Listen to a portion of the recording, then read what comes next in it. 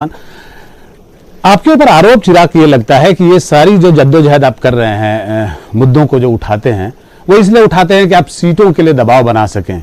आप एनडीए के अंदर में जिसमें बीजेपी, जेडीयू और एलजेपी जब साथ में बैठेगी या जब सीटों का बंटवारा होगा तो आपका वो दबाव काम करे, क्योंकि आप एक ऐसी पार्टी के रूप में दिखना चाहते हैं जो कि उनके जो बेसिकली आपके इन सारे जो बयान आ रहे हैं उससे आपके पक्ष में ज्यादा सीटें आपको मिल सके। इस बात में कहां तक सच्चाई है चिराग? प्रभाकर जी, सीटें लेके कोई क्या कर लेगा? अगर जनता का विश्वास ही आपके ऊपर नहीं होगा तो कोई सीटें लेकर क्या कर लेगा?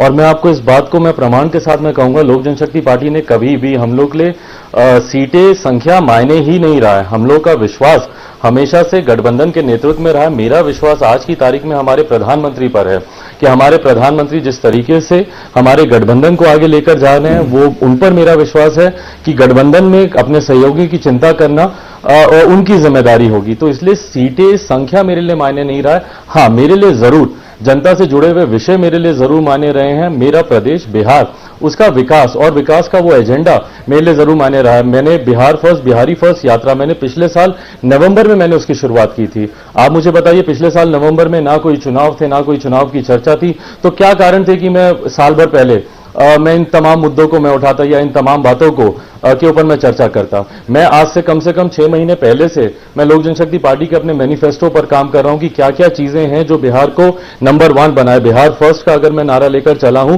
तो मैं पूरे रोड मैप के साथ आया हूं, मैं सिर्फ समस्याओं के साथ नहीं आया हूं।